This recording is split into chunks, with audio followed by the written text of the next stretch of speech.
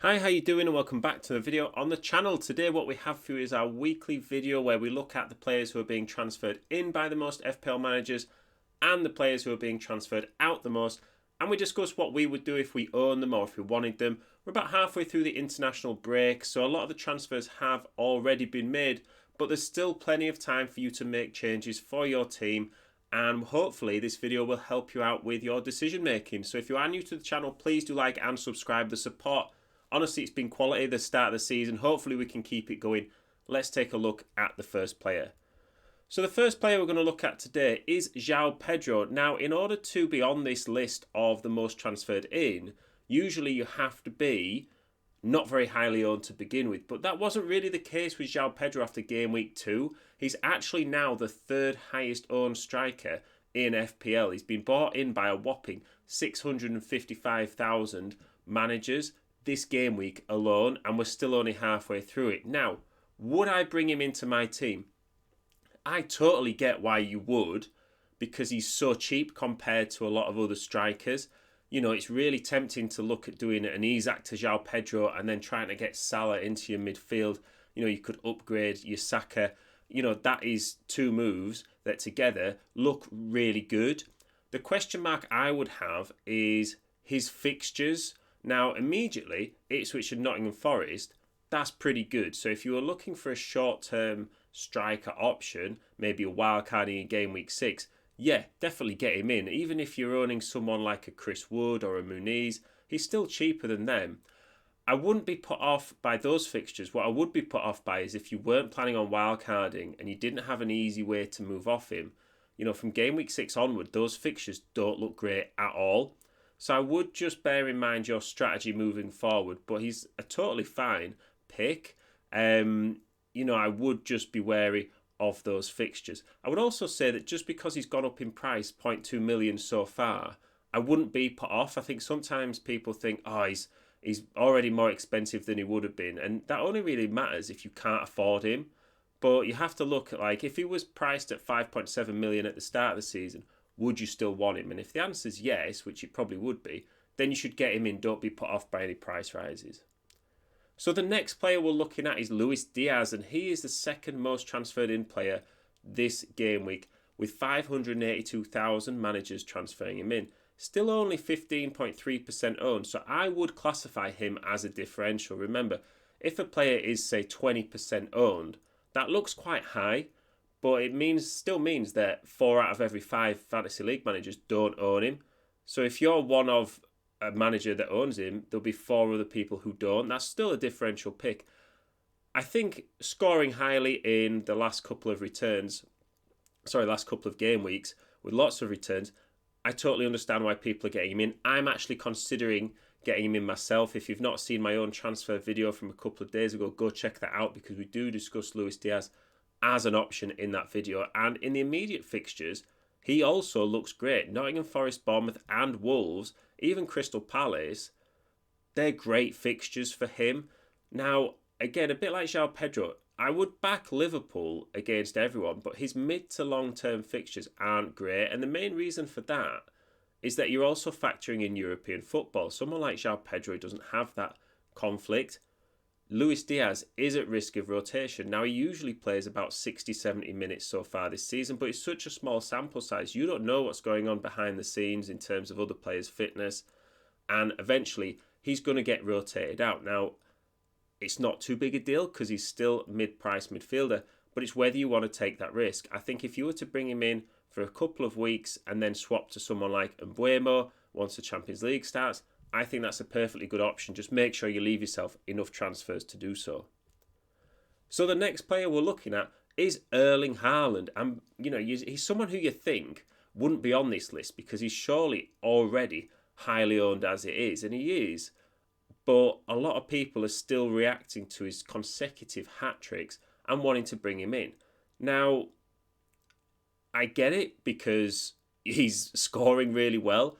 But I would just ask the question of, if you want him now, why did you not want him at the start of the season? You thought you could do it. And surely, 7 goals in 3 games is a lot. But you must have expected him to score as well. And I would definitely get him in. By all means, get him in. But I would just be careful not to take huge points hits and absolutely decimate your team in order to do so. I think if you could last a few game weeks, if you could get to, say, game week 7 without having him and sort of banking a few transfers and doing it that way and, trying to sort of cover those points with other players and then get him in, I would do that. I think if you can get him in now without taking points hits and it doesn't have too much an impact on your team, then definitely get him in. But he's still only 66% owned by managers.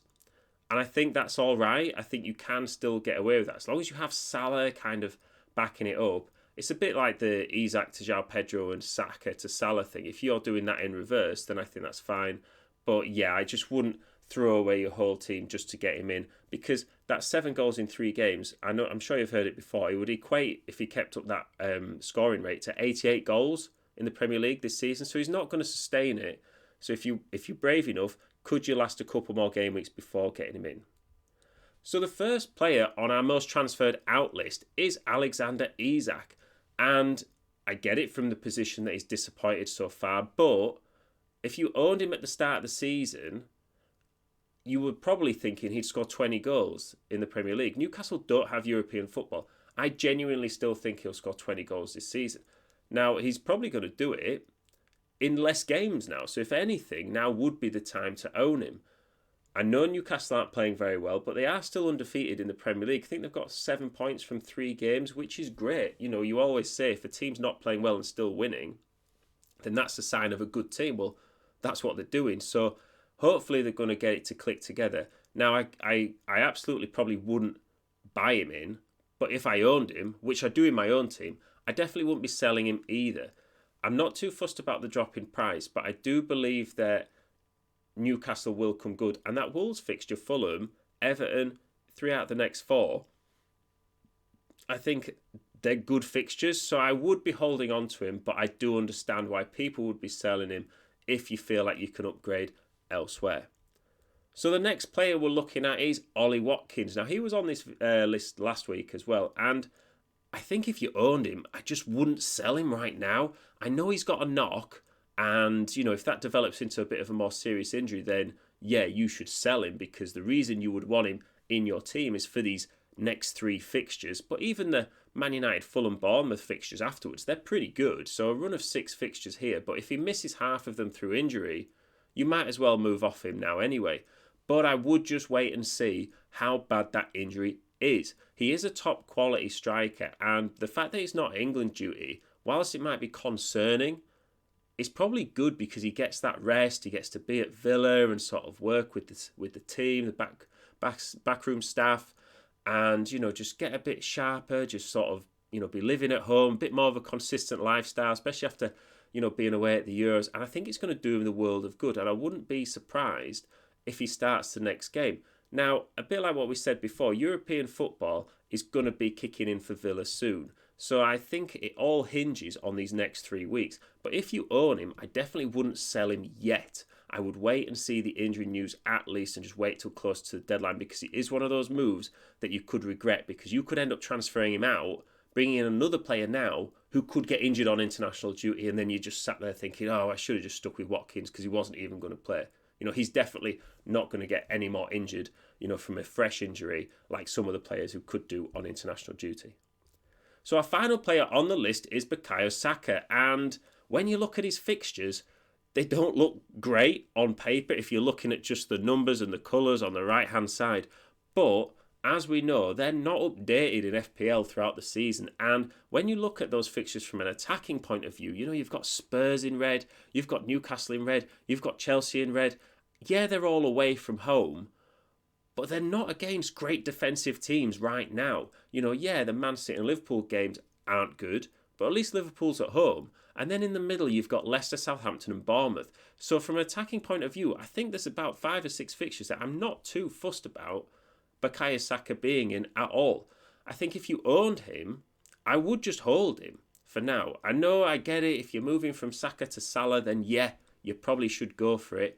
But I wouldn't, again, decimate your team in order to swap it round, because he is someone who is so consistent. He will probably return in most, if not every games. Now, the downside of owning Saka is he's not likely history says, to get you massive returns. He kind of gets you one return a week. And whether that's worth it for the price, I guess remains to be seen.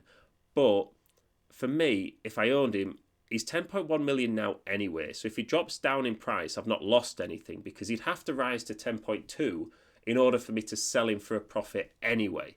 So if he goes from 10.1 million to 10 million, I've not lost any value. So the pressure is not on to sell Saka at all. I do understand why you might want to do it if you're making a progressive move, but if you're sort of frustrated with Saka, or you're transferring out because you're worried about the fixtures, I definitely wouldn't sell him. I reckon he'll still come good as it is. So let me know what you think. Are you planning on transferring any of these players in? Are you planning on transferring any of them out? You know, for me, I actually own Isak and Saka, and I'm not planning on transferring them out. But let me know in the comments whether you think that's a good decision or not. And if you've got any questions as well, put them in the comments. It's great to chat FPL, and we will always get back to you. So thank you very much for listening. Hopefully you're enjoying a bit of downtime from FPL as well, and I will see you in the next one.